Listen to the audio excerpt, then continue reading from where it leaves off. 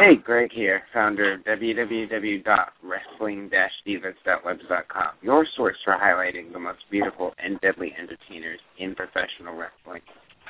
Joining me right now is my next special guest, who was trained by the late Trent Acid and Gary Wolfe.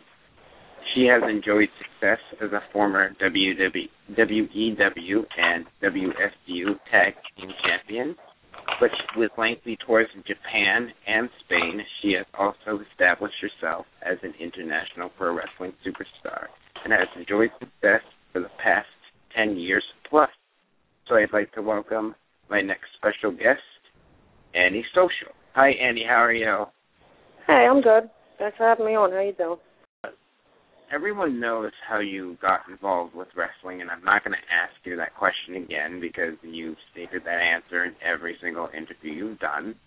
But one thing that I have noticed is that over the past 2 years, you always pay a lengthy tribute to your late trainer, Trent Acid. And from what I hear and from what I've seen, he was just an amazing competitor and all-around great person to be around. So what sort of advice or knowledge did he leave you with that really sticks with you in your mind? Well, I mean, he always encouraged me just to do me, be myself, and do the best I could. And he really was the best in the business, I think. Just a great guy, and he was really encouraging. Like he always had faith in me, unlike a lot of people. So I appreciated that. Sorry, I'm making a coffee. You can hear my coffee machine. Well, from what I understand, you were approached about being involved with pro wrestling, and from my impression of what I've read, it wasn't really supposed to be a super long-term thing, although when you got started, you really fell in love with the industry and got dragged into it and wanted to pursue training further. So looking back at it, did you ever expect your wrestling career to come as far as it has for the past decade? No, absolutely not. Like I thought that was something I was just doing for fun, Hold on, sorry, I gotta shut my dog up. Dolly. No. Shh. Sorry. No problem. But you have spent some time in Japan and Spain. You did lengthy tours of both. In Spain especially, you wrestled against many well-established female competitors out there, and the crowds were very large. One thing I always hear about wrestling in other countries is that America tends to glorify wrestling a bit, just as everything else in pop culture. And with Japan and Spain, they suspend their disbeliefs more and are a bit more respectful. So looking back at those experiences, what kind of knowledge did you gain that you now carry forward with you when you wrestle in the States? Well, every crowd's different, and we didn't just do Spain. We did a big chunk of Europe. We did Spain, France. We did the Canary Islands. We also did Malta, and the first tour I did with NWE was in Italy. But I'd say on the whole, European fans are just happier to be at the shows. Like they're not so much analyzing; they're just enjoying it. Japanese fans are very reserved, and they're quiet the whole time, which is a little odd at first. But I guess everybody's got their different way of taking it in. And I would say that United States fans are more skeptical of the whole thing, like trying to figure out all the ins and outs of it, like reading way too far into it instead of just sitting back and enjoying. So basically, from traveling, I learned that everybody's different. You can't win them all. Well, and one point that you brought up is that the fans in America tend to be a little bit more nitpicky and analytical of what they're watching, and I think that's partly because America is really prevalent with the Internet use and has, in many ways, made the business more transparent in some respects. But again, there aren't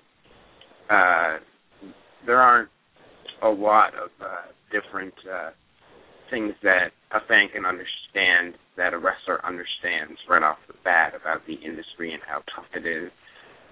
So one thing that every interviewer, every wrestler comes to find out is just how hard it is to make an impact in this industry. So looking into the future as well as looking back at the past, how do you stay grounded and make sure that you don't feel like you wasted the past decade of your life with your devotion to pro wrestling? Honestly, I'm just trying to have fun with it. I don't really read too far into it. I just kind of go to the show and I have a good time. And when it's no longer fun, then I probably won't be around anymore. But for now, I'm having a good time, so I try not to worry too much about it. So one thing that fans recognize and remember about you is your character in the ring, because she's very different from everyone else. She doesn't play by anyone else's rules except for her own. They always say that wrestlers are just their characters are just over-exaggerated versions of themselves. Is that the case for you, or did you draw upon someone else for inspiration? No, I think that's 100% true. That's it's pretty much just me amplified. Like, I just kind of march to the beat of my own drum anyway. When you first break out or when a lot of people, first break out in this industry, many of their aspirations want to lead them to the WWE or a big televised company, TNA included. Was that the goal for you? And if not, how would you define being successful in this industry? Because for a lot of wrestlers right now, being a part of those two companies is the end-all, what defines success for them? I don't know. I mean, I never really had, like, a goal to go anywhere. I've just been kind of taking it a show at a time. I just got to do what I got to do when I get there and try to have as much fun as I possibly can. Never really read too much into the whole success aspect of it. Like I said, I'm just in it to have a good time. And if people enjoy that, then that's awesome. What I always hear when I interview people is the wrestling part is the fun part that everyone enjoys, but what the fans don't see and understand is that the wrestling part, where you put on the show and the crowd is all for you or against you and you're having a good time, is the final product of all the hard work that you put in to get to that point. A lot of the times it's getting the right amount of sleep that's really hard, or dealing with the politics and the backstabbing that's even harder. So when you're getting ready for a show and doing all this training, what's your advice to, say, the newbies out there that don't quite understand the way the industry works? Well, honestly, I don't even know. I mean, at utmost, you got to be respectful to everybody else because you don't want to get bad rep. So you kind of got to go out of your way to, I don't want to say kiss a whole ass, but I mean, you pretty much, you got to kiss a minute amount of ass, because if you don't, then you're known as like an asshole. So that's never good. And that can kind of take a toll on you in the ring. But honestly, the thing I worry about when I'm getting ready for shows the most is whether or not I remember to bring my knee pads, because I kind of tend to forget stuff a lot. So I probably spend the most time packing my bag and thinking about that than anything else. I just roll with the punches. A lot of people have differing opinions on this, and this can be said about pretty much anything in the entertainment industry, where some believe that you should have a fallback, a second kind of thing that you can turn to help financially and emotionally support yourself while you're pursuing whatever else you're pursuing. But then there are others who are super, super devoted and say, well, if you have a fallback, then you'll fall back, and then you should just stick to the one thing that you think you're meant to do and just go at that full force. What is your opinion on this, given all the politics and all the lack of opportunities that that's in wrestling right now, do you think that every wrestler should have a fallback, or do you think that they should just go full force?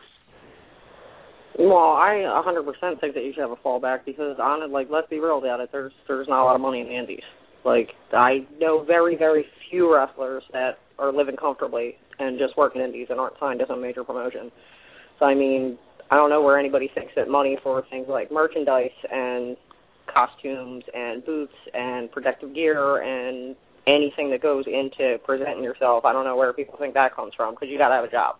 Unless you're laying low, living in mommy's basement, you got to have a fallback or, some kind of backup. I guess it would depend on your personal situation. So, I mean, if you have, you got, 10 roommates and you can do this full time and you don't really have bills and stuff like that to pay for, then go for it. But I'm a realist about it. You got to have a job. I mean, I know that I have to have a job.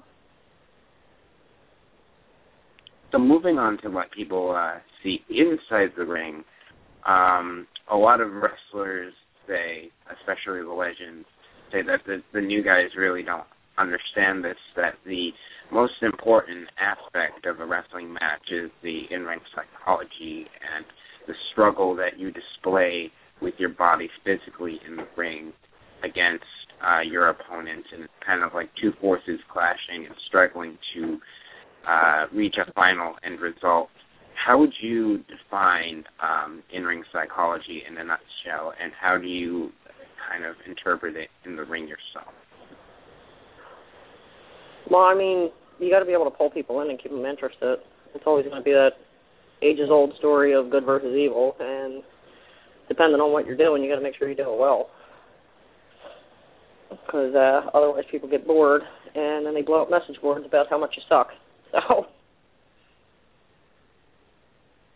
So one of the things I always hear that's always the hardest thing to do in the ring is to be special, because a lot of people say that the wrestling industry is a copycat industry and everyone's going to do what everyone else has already done as far as moves and taunts and other in-ring mannerisms. So how do you try to break away from the pack and be special when you're performing inside the ring? Well, I just try to do things a little different. I mean, I do take a lot from Trent, but I try to put my own spin on it, because I would rather be an innovator than a carbon copy of somebody else. You know what I mean? It's kind of boring. Why would you not want to do something a little bit different?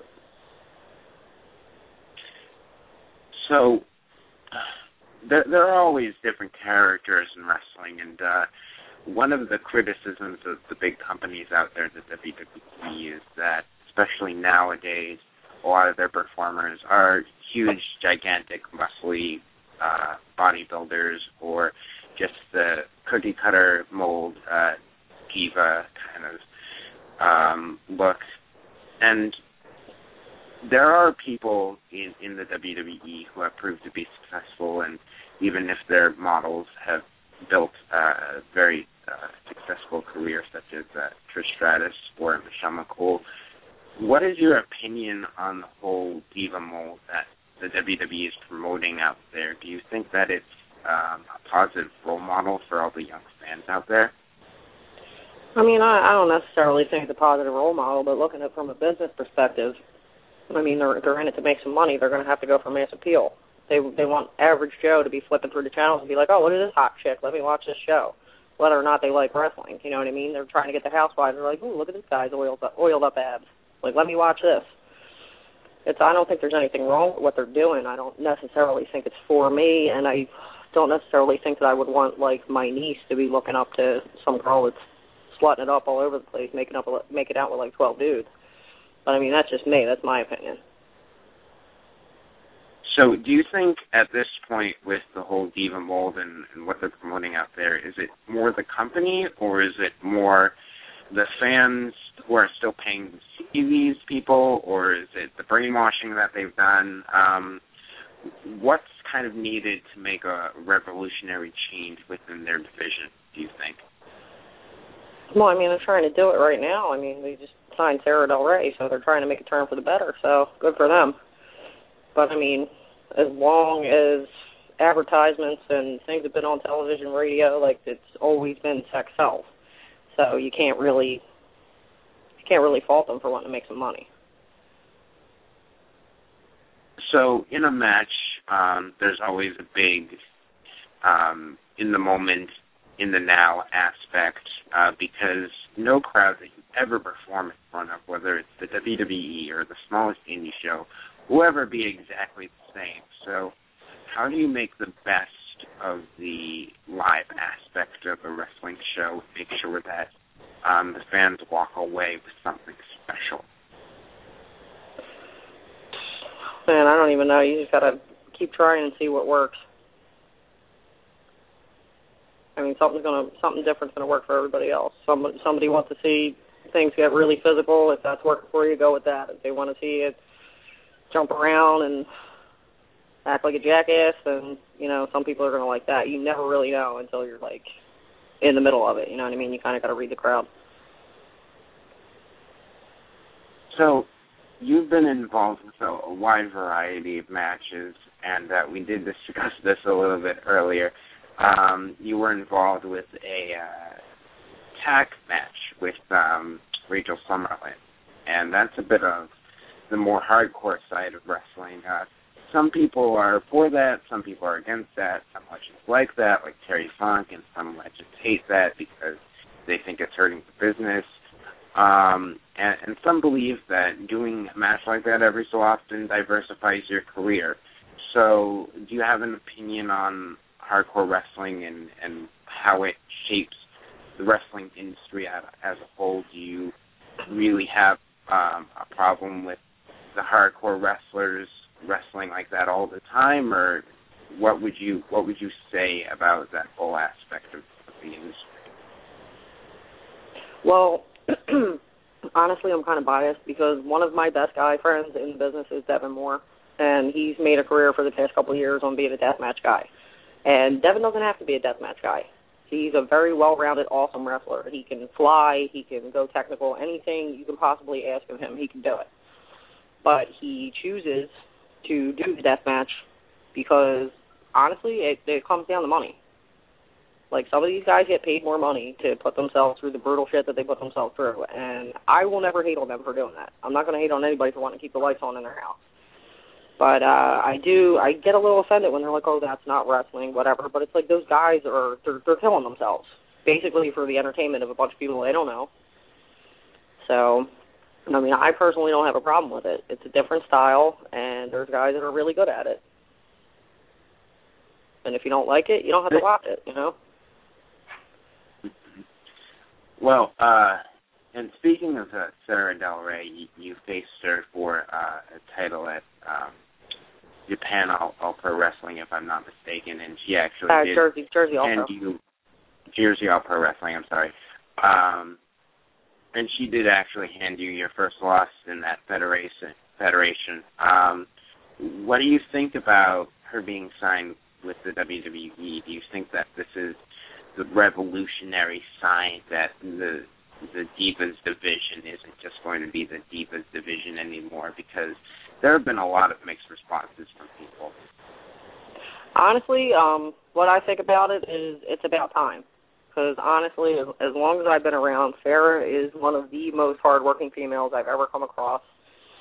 Absolute pleasure to work with. She pulls things out of you that you never thought were possible.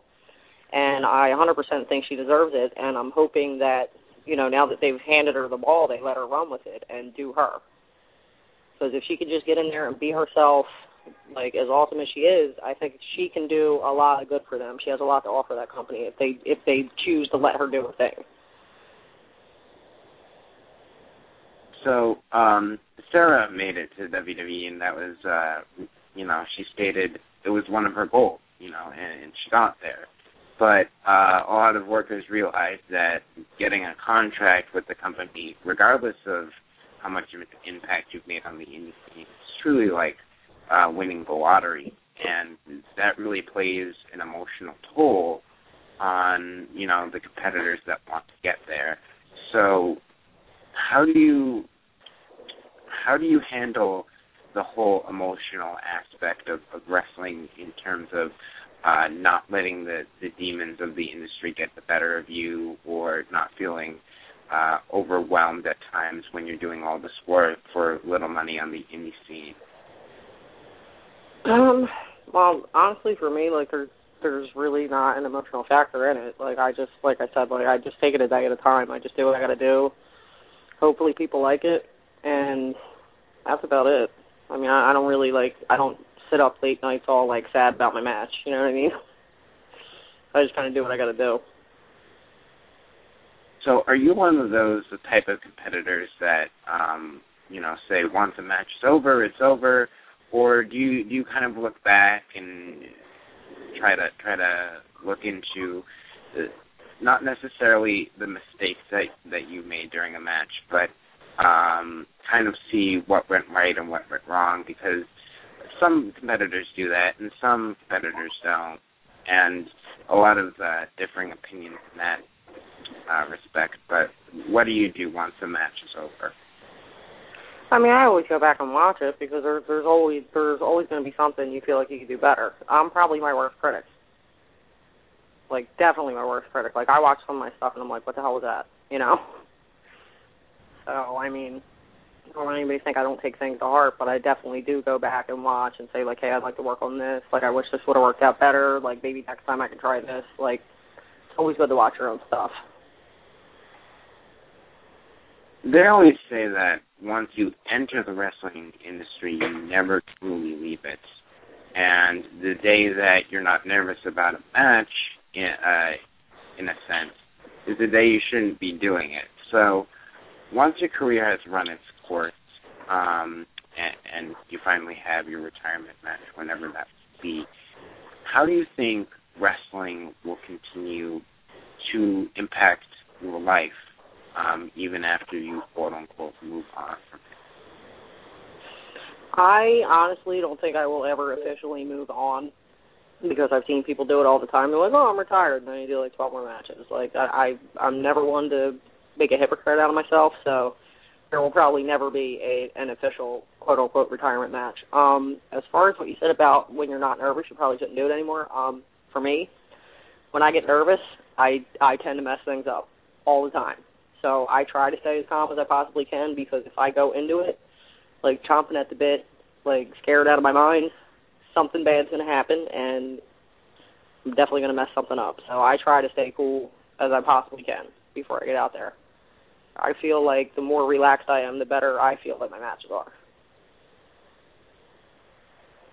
Well, you brought up an interesting point that you don't think that there's ever going to be truly an end, another quote-unquote, to your career. And one of the popular movies from 2008, The Wrestler, kind of explored this fictional character, and I'm sure you either A, seen it, or B, heard of it. Yeah, that's all. That just kind of really didn't know when to stop, or didn't know anything else. Wrestling was really his life, and that, of course, character was played by Mickey Rourke. Do you think that was a kind of an accurate description of what legends in this industry go through, and should there ever really be a point where you say to yourself, okay, no more matches, no one more match, once this one is done, it's done. You know, I can't put myself through that. Well, you have to know your physical limits, and trust me, I know mine. Like, if I ever feel like I can't be bumped around the way I get bumped around, I won't be doing it. But I think I will always be, like, in some capacity involved, whether it's helping out with other people or, you know, giving advice to, like, newer wrestlers, stuff like that. Like, I'm not saying I'm going to wrestle until I'm 80, because I am by no means a Mae Young, but, you know, I'll be around. This is always one of my favorite questions to ask, and I always ask this. This is the one question I ask every single interviewee I have, and I'm looking forward to your answer. But if you could sum up your experience in pro wrestling using just one word, what would that one word be? Fun. So you are really prevalent and up to date with Twitter and social networking. So how can fans and bookers get in contact with you if they would like to speak with you on fan mail or certain events? I do a lot of stuff through email because it goes right to my phone, and I tend to be out a lot because I'm working 9 jobs. Not really, but 3. And so my email is AnnieSocialX215@gmail.com. I'm on Twitter at Annie_social215, and the Facebook is facebook.com/AnnieSocial215, and then there's always AnnieSocial.com. Well, there you have it. Thank you so much, Annie, for your time, and I hope that there was at least a couple of questions that you may have not have been asked before, and I really enjoyed this interview and you taking the time to do this, because it's not often that I get to interview someone who's enjoyed success internationally. So thank you so much for your time, and I wish you all the best of luck in the future. Thanks a lot. You too, and thanks for keeping it interesting. Thanks everyone else for tuning in. Be sure to check out www.wrestling-divas.webs.com for more exclusive content, and be sure to follow Wrestling Divas at Wrestling Divas, again with the Z at the end.